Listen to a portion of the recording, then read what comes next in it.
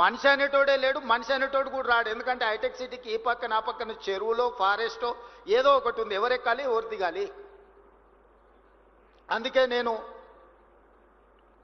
నాగోల్ నుంచి LB Nagar, LB Nagar నుంచి OSC hospital, OSC hospital నుంచి చాంద్రాయణగుట్ట, చాంద్రాయణగుట్ట నుంచి agriculture university, where I'm going to construct a high court within 100 acres, from there to Shamshabad, Shamshabad to airport.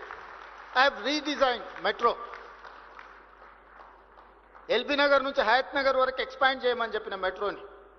Hayath Nagar is one more city now. Kukatpally తర్వాత Patancheru, BHEL దాటి metro అవసరం ఉంది. లక్షల మంది అక్కడ కార్మికులు పనిచేస్తున్నారు. అక్కడికి ఎక్స్పాండ్ చేయమన్నా. హైటెక్ సిటీ నుంచి ఫైనాన్షియల్ డిస్ట్రిక్ట్ నుంచి ఈరోజు కోకపేటలో 100 కోట్లు పెట్టి ఎకరం కొనుక్కున్న మీ ప్రాంతాన్ని నియోపోలిస్కి మెట్రో ఎక్స్పాన్షన్ చేయమని చెప్పిన నేను.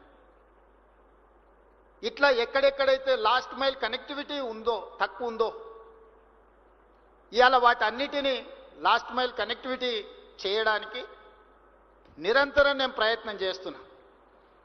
ఈరోజు మీ కంటోన్మెంట్ ఏరియా బాటిల్ నెక్ ఉంది. రాజశేఖర రెడ్డి గారు ముఖ్యమంత్రిని, మన్మోహన్ సింగ్ గారు ప్రధానమంత్రిగా ఉన్నప్పుడు కూడా డిఫెన్స్ ల్యాండ్స్ 1 ఇంచ్ కూడా ఇవ్వలేదు. డిఫెన్స్ వాళ్ళు 1 ఇంచ్ భూమి కూడా ఇవ్వరు. దాదాపుగా 200 ఎకరాలు ప్యారడైజ్ నుంచి బాటిల్ నెక్స్ ఇటు రాజీవ్ రహదారి వైపు కానీ, అటు షామీర్పేట వైపు కానీ ఈరోజు ఎలివేటెడ్ కారిడార్లకు నేను ముఖ్యమంత్రి వెనకపోయి ఢిల్లీలో కూర్చొని నేను అనుమతులు తీసుకొచ్చిన.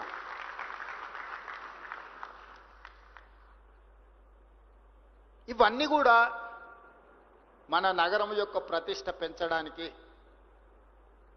ఈరోజు షామీర్పేట వరకు మెట్రో,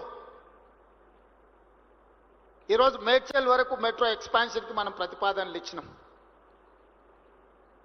షామీర్పేట, మేడ్చల్ కూడా ఈరోజు ఒక నగరం స్థాయిలో విస్తరించినాయి. వీటన్నిటిని మనం అభివృద్ధి చేసుకోవాలంటే సంకల్పం ఉండాలి, ప్రణాళిక ఉండాలి, దాంతోపాటు ప్రయత్నం ఉండాలి. అప్పుడప్పుడు లెక్కలేస్తుంటారు, 1వసారి 2వసారి 3వసారి అరాజ్ బాడినట్టు ఢిల్లీ పోయిండని.